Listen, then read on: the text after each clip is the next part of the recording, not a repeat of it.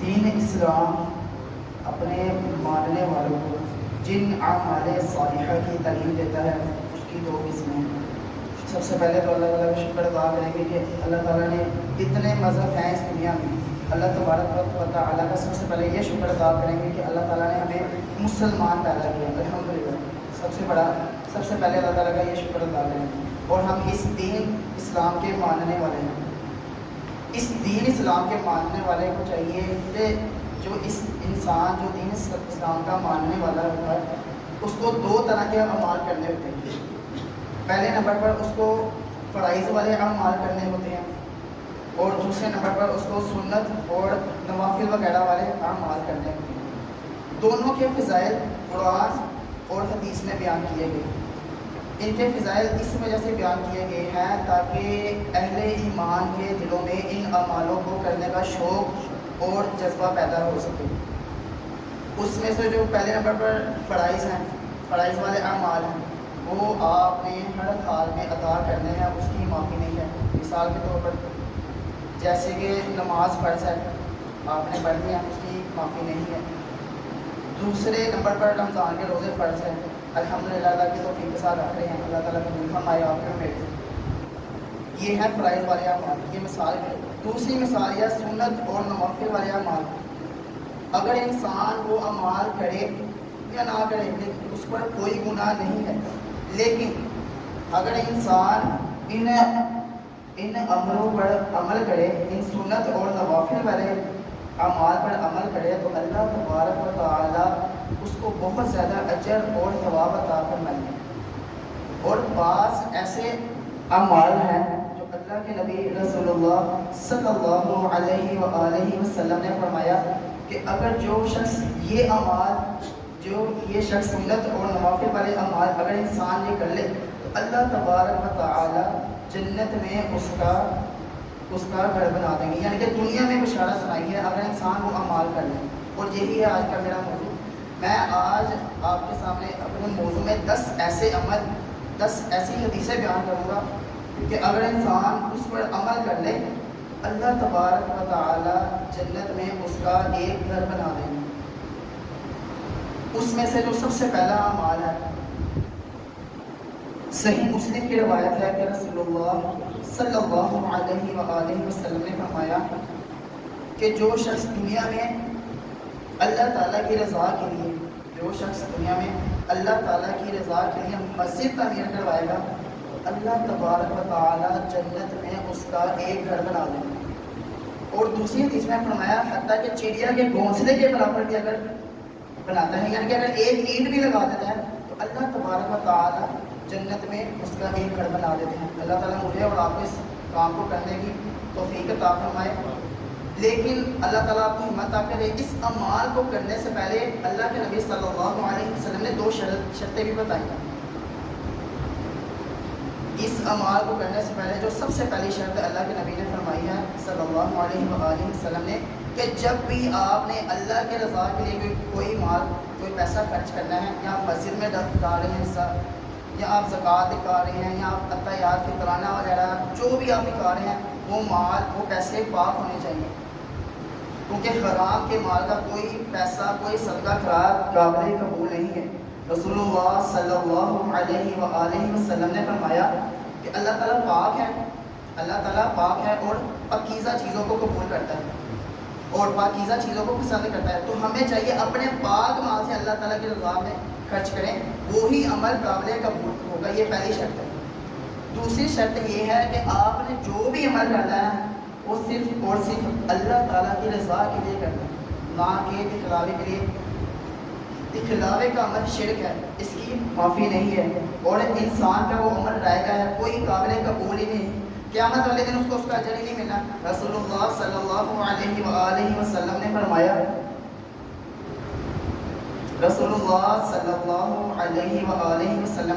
کہ عملوں کا دار و مدار نیتوں پر ہے۔ اگر انسان کی نیت یہ ہے کہ میں اللہ کی رضا کے لیے کر رہا ہوں تو اللہ تبارک و تعالیٰ اس کو ضرور اجر اور ثواب عطا فرمائیں گے۔ لیکن اگر انسان کی نیت یہ نہیں ہے کہ وہ لوگوں کو دکھلانے کے لیے کر رہا ہے تو اس کا عمل کوئی قابل قبول نہیں ہے، اس کا عمل رائے گا ہے، اس کا عمل کسی کام نہیں آئے گا قیامت والے دن. تو ہمیں چاہیے کہ جب بھی اللہ تعالیٰ کی رضا کے لیے کوئی خرچ کریں یا اللہ تعالیٰ کی رضا کے لیے مسجد تعمیر کروائیں تو صرف اور صرف اللہ تعالیٰ کی رضا کے لیے ہو اور پاک مال سے ہو. یہ پہلی شرط ہے, یہ پہلا عمل. اور دوسرے عمل میں اللہ کے نبی صلی اللہ علیہ وآلہ وسلم فرما رہے ہیں, سنن ترمذی کی روایت ہے, اللہ کے نبی صلی اللہ علیہ وآلہ وسلم فرما رہے ہیں کہ جب اللہ تعالیٰ اپنے بندے میں سے کسی بندے کی بچے کی روح قبض کرتا ہے, یعنی کہ اللہ تعالیٰ کسی کی اولاد کی روح قبض کرتا ہے, تو اللہ تعالیٰ فرشتوں سے فرماتے ہیں, کیا فرماتے ہیں کہ تم نے میرے بندے کی بچے کی روح قبض کر لی. فرشتے جواب دیتے ہیں ہاں. پھر اللہ تعالیٰ فرماتے ہیں, اللہ تعالیٰ کو ہر بات کا علم ہے, اللہ تعالیٰ ویسے پوچھتے ہیں, فرشتے جواب دیتے ہیں کہ ہاں. اللہ تعالیٰ پھر فرماتے ہیں کہ تم نے میرے بندے کے جگر کا ٹکڑا چھین لیا. اولاد جگر کا ٹکڑا ہی ہے, یہ بڑی سخت آزمائش ہے. بس آگے سے فرشتے جواب دیتے ہیں جی ہاں ہم نے ایسا ہی کیا. تو اللہ تعالیٰ فرماتے ہیں میرے بندے نے میرے بارے میں کیا کہا. تو فرشتے جواب دیتے ہیں کہ اے اللہ, بندے نے تیری حمد بیان کی. کیا کہا انا للہ و انا الیہ راجعون, بے شک ہم اللہ تعالیٰ ہی کے لیے ہیں اور اللہ تعالیٰ ہی کی طرف لوٹ کر جانا ہے. یعنی کہ اس پر اس نے اللہ کی حمد بیان کی, صبر کیا. اللہ تبارک و تعالیٰ فرشتوں سے فرماتے ہیں کہ اس شخص کے لیے جنت میں ایک گھر بنا دو اور اس گھر کا نام بیت الحمد رکھ دو. اللہ تعالیٰ ایسی آزمائش سے بچا کر رکھے. یہ بڑی ہی ایک سخت آزمائش ہے, لیکن میں یہ بات کہنا چاہوں گا کہ وہ بڑے ہی خوش نصیب انسان ہیں جن کی زندگی میں ان کی اولاد وفات پا گئی ہے, کیونکہ نبی صلی اللہ علیہ وآلہ وسلم نے اپنی زبان مبارک سے کہہ دی ہے کہ وہ جنت میں اللہ تبارک و تعالیٰ اگر انسان اس پر صبر کر لے گا, اللہ تبارک و تعالیٰ جنت میں اس کو ایک گھر عطا فرمائیں گے. اس گھر کا نام بیت الحمد ہوگا, اور جس کا گھر جنت میں بن جائے گا اللہ تبارک و تعالیٰ کے فضل سے وہ انشاءاللہ جنت میں ضرور جائے گا. تیسرا عمل ابو داؤد کی روایت ہے. اس حدیث میں 3 آدمیوں کا 3 عملوں کا ذکر ہوا ہے. 2 پہلے بیان کرتی ہیں اور 3 اس حدیث میں ہیں. رسول اللہ صلی اللہ علیہ وآلہ وسلم نے فرمایا کہ جو شخص, یہ تیسرا عمل ہے, جو شخص حق پر ہونے کے باوجود جھگڑا چھوڑ دے, جو شخص حق پر ہونے کے باوجود جھگڑا چھوڑ دے تو اللہ تبارک و تعالی جنت میں اس کا ایک گھر بنا دیتے. آج ہم اس حدیث پر غور کریں تو ہمارے سب جھگڑے, سب اختلافات ختم ہو جائیں. وہ کیسے؟ نبی صلی اللہ علیہ وآلہ وسلم فرما رہے ہیں, ضمانت دے رہے ہیں, گارنٹی دے رہے ہیں, وعدہ کر رہے ہیں اس شخص میں. اسی حدیث میں ضامن کہہ رہے ہیں, میں ضامن ہوں گا, ضمانت دے رہا ہوں, حق پر ہونے کے باوجود جھگڑا چھوڑ دے. اگر ہم اس حدیث پر غور کریں تو آج ہمارے سب اختلافات ختم ہو جائیں. بھائی بھائی کی لڑائی, میاں بیوی کی لڑائی, باپ بیٹے کی لڑائی, اگر آپ حق پر ہیں تو اللہ کے رضا کے لیے جھگڑا چھوڑ دیں. اللہ تبارک و تعالیٰ کو یہ نام فرمائیں گے. حضرت ابراہیم علیہ السلام ہماری زندگی کے لیے بہترین نمونہ ہے. جب حضرت ابراہیم علیہ السلام نے اپنے باپ کو نصیحت کی, اے ابا جان بتوں کی عبادت کرنا چھوڑ دیں, صرف اللہ کی عبادت کریں, تو باپ نے حضرت ابراہیم علیہ السلام کو دھکے دے کر باہر نکال دیا. حتیٰ کہ ابراہیم علیہ السلام حق پر تھے لیکن انہوں نے کوئی جھگڑا نہیں کیا. تو لہٰذا یہ ہمارے لیے ایک نمونہ ہے. تو ہمیں بھی چاہیے اپنے اندر سلوک اور اتفاق, پیار, محبت رکھیں, اللہ کے رضا کے لیے جھگڑے کو چھوڑ دیں. یہ ہے تیسرا عمل. اسی حدیث میں چوتھا عمل اللہ کے نبی صلی اللہ علیہ وآلہ وسلم فرما رہے ہیں, ضمانت دے رہے ہیں, گارنٹی دے رہے ہیں اللہ کے نبی صلی اللہ علیہ وسلم اپنی زبان مبارک سے, میں اس شخص کو جنت کی بلند جگہ پر ایک گھر کی گارنٹی دیتا ہوں, اس شخص کو جس کا اخلاق اچھا ہے. لیکن آج ہمارے اندر اخلاق ختم ہو گیا ہے. ہم ایک دوسرے سے بغض رکھتے ہیں, نفرت رکھتے ہیں. نبی صلی اللہ علیہ وسلم ہمیں اخلاق کی تربیت دے رہے ہیں, بتا رہے ہیں کہ اخلاق ہے کیا.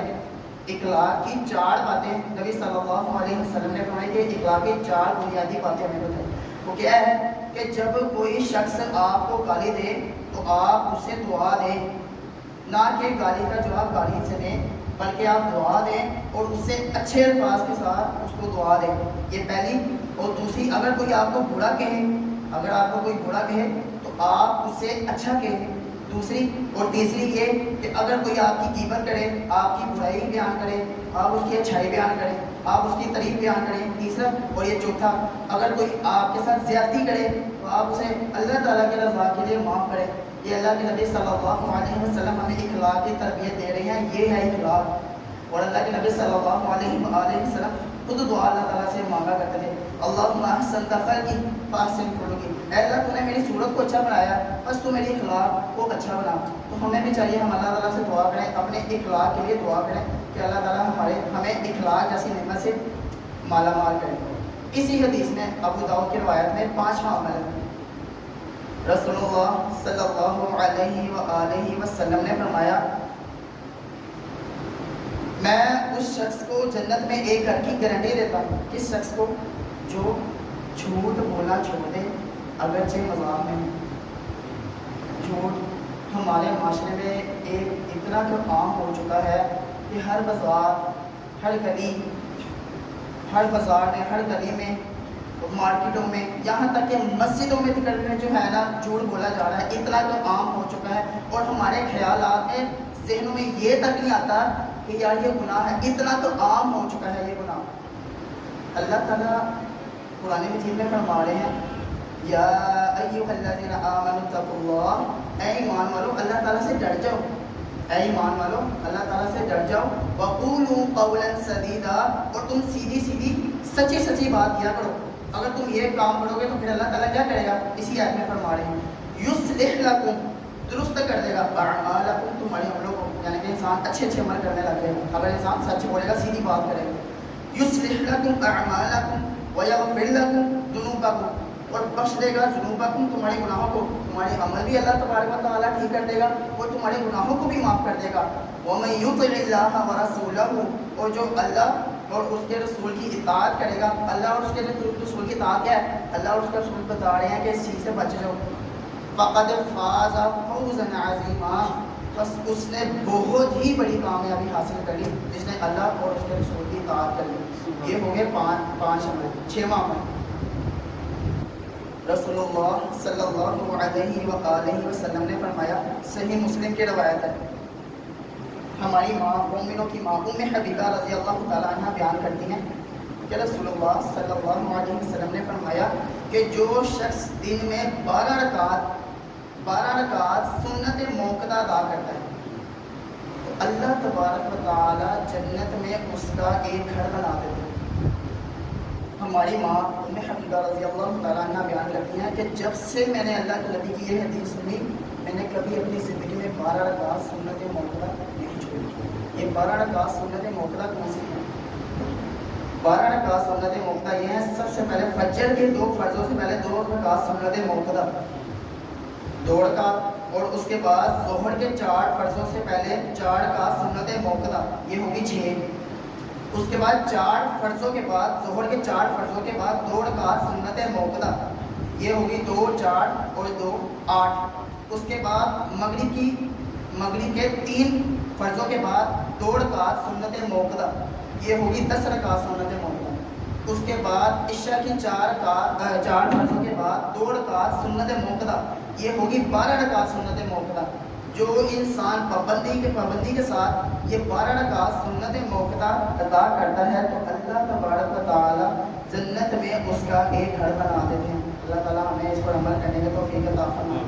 7واں عمل، ابن ماجہ کی روایت ہے، رسول اللہ صلی اللہ علیہ وآلہ وسلم نے فرمایا، یہ روایت ابن ماجہ میں بھی اور جامعہ ترمذی میں بھی یہ روایت ہے. رسول اللہ صلی اللہ علیہ وآلہ وسلم نے فرمایا کہ جو شخص بازار میں داخل ہوتے وقت یہ دعا پڑھ لے، لا الہ الا اللہ وحدہ لا شریک لہ لہ الملک ولہ الحمد یحیی ویمیت وہو حی لا یموت بیدہ الخیر وہو علی کل شیء قدیر. اللہ تبارک و تعالیٰ اس کے نامہ مال میں 10 لاکھ نیکیاں، 10 لاکھ گناہ معاف فرما دیں گے. کتنے؟ 10 لاکھ گناہ معاف فرما دیں گے اور 10 لاکھ درجات اس کے بلند فرما دیں گے اور اللہ تبارک و تعالیٰ جنت میں اس کا ایک گھر بنا دیں گے. قیامت والے دن انسان اپنی ماں کے پاس جائے گا، اپنی باپ کے پاس جائے گا، اپنے بیٹے کے پاس جائے گا، اپنی بیوی کے پاس جائے گا، ایک نیکی دے دے. ورنہ کہ نبی ہمیں کیا تعلیم دے رہے ہیں کہ بازار میں داخل ہوتے وقت یہ دعا پڑھنی ہے، کیونکہ بازار ایک ایسی جگہ ہے کہ انسان وہاں پر جا کے اللہ تعالیٰ کی یاد سے غافل ہو جاتا ہے، کیونکہ اللہ تعالیٰ کے نزدیک بازار ناپسندیدہ جگہ ہے. وہاں پر جا کے انسان بازار کی مشغولیت میں لگ جاتا ہے، اللہ تعالیٰ کی یاد سے غافل ہو جاتا ہے. لیکن پھر بھی نبی صلی اللہ علیہ وسلم نے ہمیں یہ تربیت دی ہے کہ جو بازار میں بھی داخل ہونے وقت اللہ کا ذکر کرے گا، اللہ تبارک و تعالیٰ اللہ تبارک و تعالیٰ اسے یہ نام عطا فرمائیں گے. 8واں عمل السلسلہ الصحیحہ کی روایت ہے. رسول اللہ صلی اللہ علیہ وآلہ وسلم نے فرمایا جو شخص صف میں خالی جگہ کو پورے کرے، جو شخص صف میں خالی جگہ کو پورے کرے، اللہ تبارک و تعالیٰ جنت میں اس کا ایک گھر بنا دیتے ہیں. ظاہر یہ کام بہت آسان ہے، لیکن ہمارے یہاں عموماً ایسے لکھا گیا ہے کہ پہلی رکعت میں جگہ ہونے کے باوجود آتے ہیں لوگ وہ دوسری صف شروع کرتے ہیں. نہیں، پہلی صف پہلے مکمل کریں پھر دوسری صف میں کھڑے ہوں. نبی صلی اللہ علیہ وسلم نے فرمایا کہ اگر لوگوں کو پتہ چل جائے کہ پہلی صف میں کھڑے ہونے کا کیا اجر اور ثواب ہے تو لوگ آپس میں قرآن اندازی ڈالیں، وہ کہ میں نے کھڑا ہونا ہے، وہ دوسرا کہ میں نے کھڑا ہونا ہے، حتیٰ کہ یہاں تک کہ قرآن اندازی کی نوبت آ جائے. تو ہمیں چاہیے ہم جب بھی اللہ تعالیٰ کی توفیق کے ساتھ مسجد میں آئیں، سب سے پہلے ہم پہلی صف کو مکمل کریں، اس کے بعد دوسری صف کو شروع کریں. اگر انسان یہ عمل کرے گا تو اللہ تبارک و تعالیٰ جنت میں اس کا ایک گھر بنا دیں گے. السلسلہ الصحیحہ کی روایت ہے، یہ 9واں عمل ہے. رسول اللہ صلی اللہ علیہ وآلہ وسلم نے فرمایا کہ جو شخص دن میں 10 بار سورۃ الاخلاص کی تلاوت کرتا ہے، اللہ تبارک و تعالی جنت میں اس کا ایک گھر بنا دیتے ہیں.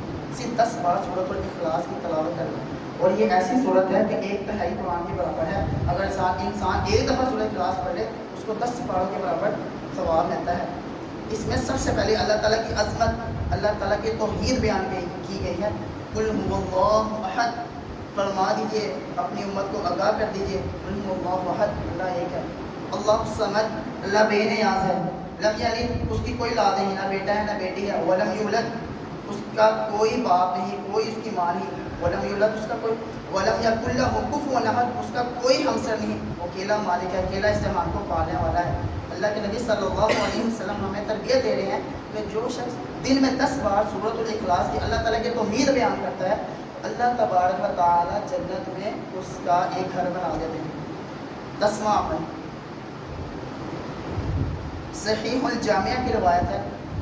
رسول اللہ صلی اللہ علیہ وآلہ وسلم نے فرمایا کہ جو شخص چاشت کی 4 رکعات سنت ادا کرتا ہے، جو شخص چاشت کی 4 رکعات سنت ادا کرتا ہے، اس کے بعد ظہر کے 4 فرضوں سے پہلے 4 رکعات سنت موقدہ ادا کرتا ہے، تو اللہ تبارک و تعالیٰ جنت میں اس کا ایک گھر بنا دیتے ہیں. اور ہم نے اس چاشت کی 4 رکعات کو بلا دیا ہے.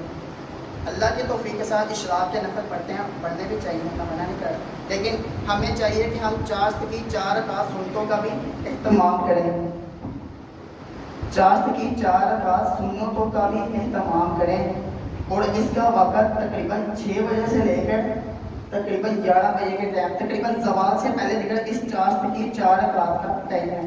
اگر انسان اس کے دوران چاشت کی 4 رکعات سنت ادا کرے، اس کے بعد زوال کا وقت شروع ہو گیا، اس کے بعد ظہر کی نماز کا وقت شروع ہو گیا، اللہ کی توفیق کے ساتھ مسجد میں آپ آئیں، ظہر کے 4 فرضوں سے پہلے آپ نے 4 رکعات سنت موقدہ ادا کرتے ہیں، تو اللہ تبارک و تعالیٰ آپ کے اس عمل سے جنت میں آپ کا ایک گھر بنا دیں گے. صحیح الجامعہ کی روایت ہے. یہ ہیں وہ 10 اعمال.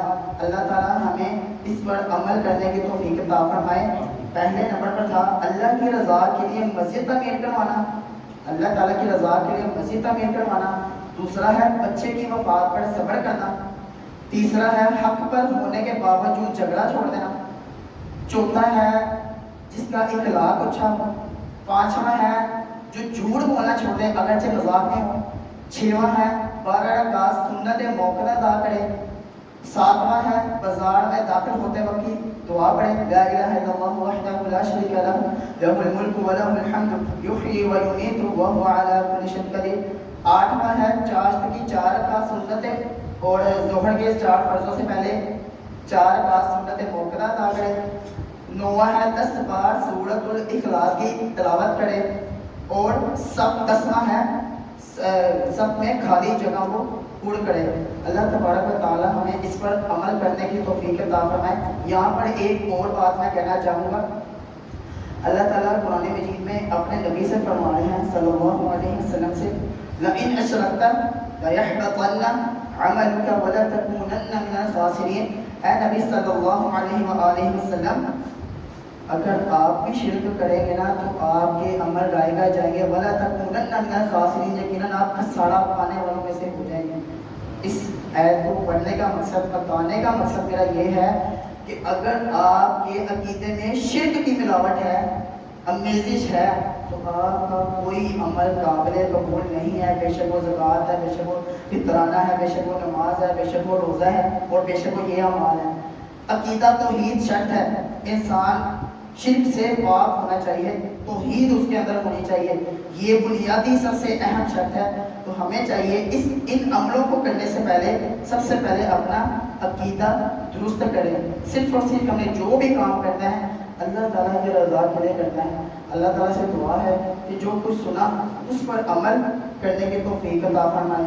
और एक छोटी सी गुजारिश मैं ये करूँगा कि मेरा भतीजा बीमार रहता है तो उसके लिए दुआ करें कि अल्लाह ताला उसे सेहत तंदुरुस्ती अता फरमाए। और जितने भी बीमार हैं हस्पतालों में, अल्लाह ताला उन्हें शिफा कामिला आजिला अता फरमाए और अल्लाह ताला हमारी रूहानी जिस्मानी बीमारियों को दूर फरमाए।